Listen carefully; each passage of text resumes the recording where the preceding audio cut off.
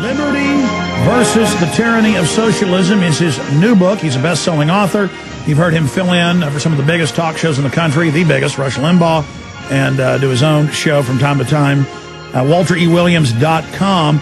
And I was telling him during the break when we first got him online that I like him a lot more than I like Rush Limbaugh because I like the fact that he's a professor, that he covers economics, and that he really exposes, when I hear him on air, the hypocrisy of the Republican Party, which needs to be done more and more. So for the next 30 minutes, Walter E. Williams joins us. We then go live to a press conference from the Texas Capitol where they're openly trying to have the governor sign a bill where no more Fourth Amendment. The CPS will be able to take your children without even a fake order.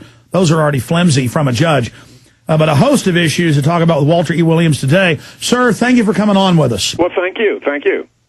It's great to have you here with us. For those that may not know who you are, most probably do, tell us a little bit about yourself. Well, I'm a professor of economics. I've been teaching at George Mason University in Fairfax, Virginia, for going on 30 years. And my big job is trying to convince my fellow Americans on the moral superiority of individual liberty and its main ingredient, limited government. It's a hard job. What do you think of Ron Paul?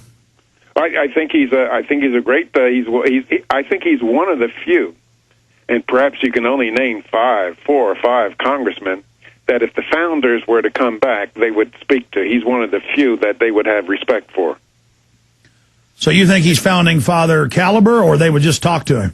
Well, I think they would talk to him. That is, most congressmen, they have utter contempt for the Constitution of the United States and the moral principles that were the bedrock at our founding.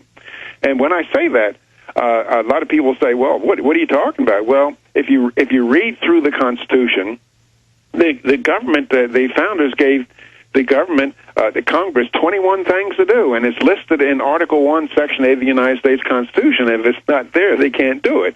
And to give you an idea how far we've strayed, James Madison, who's the acknowledged father of the Constitution, he said in 1794, when Congress appropriated $15,000 to help some French refugees, he said, and I'm virtually quoting him, and all these quotes are available on my website at WalterEWilliams.com, he says, I cannot undertake to lay my finger on that article in the Constitution that allows Congress to take the money of their constituents for the purposes of benevolence. Now, if you look at the federal budget today, 2/3 or 3/4 of it is for the purpose of benevolence. That is, the major function of the United States Congress today is that of taking the rightful property of one American and giving it to another American to whom it does not belong. Now, I'm talking about farm subsidies, business bailouts, food stamps, welfare, prescription drugs, you just name it, on and on. Congress is engaged in what, if you and I did it, we go to jail. That is, taking the property of one person and giving it to another. It's nothing more than legalized theft. And now it becomes more and more obvious with government just running wild at every level. Isn't the government just becoming a gang with a flag with a bunch of enforcers? Well, they're becoming Congress and the White House, and they've been this way for a long time. It's just escalated recently. They're just a group of thugs. Well, there's no doubt of that. I mean, we see all these reports where Congress is exempt from most of the laws they pass on us. Isn't that one of the hallmarks of tyranny? That is absolutely right. That is when people talk about rule of law and equality before the law, it means that the same rules, the same laws that you and I must obey also apply to people in government. They must also obey them. That is, if something is immoral for you and I to do, it's immoral for government to do. Amazing. We got 25 minutes left with him after this break. He's Walter E. Williams. And the website's WalterEWilliams.com. Can't forget that. We have links to it up on our websites. Just absolutely great to have him on. I remember listening to him when I was in college, way back in the early 1990s. Just great to have him on with us. We'll be right back after this quick break. Stay with us. The good old folks at New Silver Solution. And the website is super supernaturalsilver.com. Supernaturalsilver.com. This is something that kills bacteria, viruses, you name it, well documented. They've got it down to a super small nano-sized particle. Supernaturalsilver.com. Check them out at Infowars.com. Well, he is a professor of economics, best-selling author, nationally syndicated radio talk show host in his part-time, and a syndicated columnist. WalterEWilliams.com. His latest column out today is Americans Love Government. But I was making the point during the break to him, isn't that because we've been domesticated, brought up in it, not knowing how good it is without this giant government? And people don't know that in every case in history, government grows till it destroys the society. Can you speak to that, sir? Yes, I can. That is, if you look at the federal government now as a percentage of our GDP, the federal government spends something like 22% of our GDP, and state and local governments spend up to, I think the total amount goes to near 40% of the GDP is spent by government in our country. Now, from 1787, the inception of our nation, from 1787 until the 1920s, the federal government spent only 3% of the GDP, except during wartime, and the state and local government spent around 9% of the GDP, and so making for a total of 12% of the GDP, as opposed to close to 40%, was being spent by government.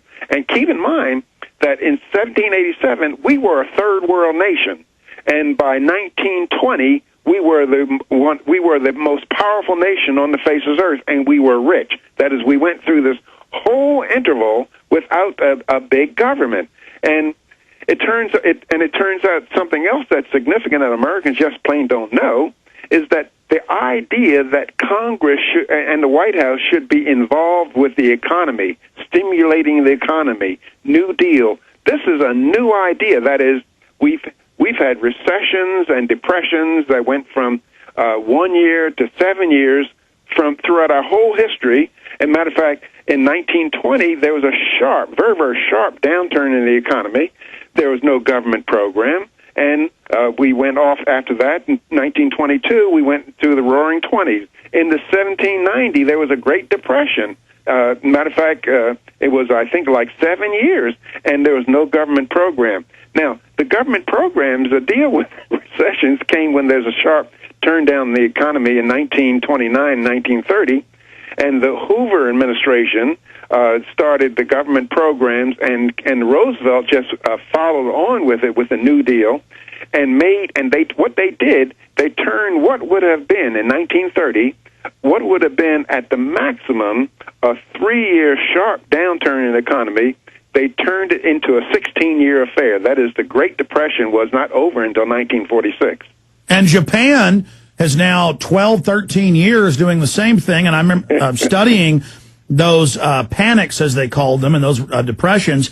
They were much shorter. They were much more localized. Back before the Federal Reserve, back before government got involved, back before private interests got involved with government in this unholy alliance. And they promised, we'll never have another run on the bank, we'll never have another recession or depression. And then 1913 to 1929, they then take that depression and just exacerbate it with all the price controls and the rest of it. Oh, yeah, absolutely. And you wanted rather, Martin, the current set of problems that we face now is a direct result of Congress. That is, I always suggest to people that the fundamentals of the American economy are, even now, still reasonably sound. We have this huge problem in the financial sector. The financial sector is a big problem, and it's affecting some other parts of the economy.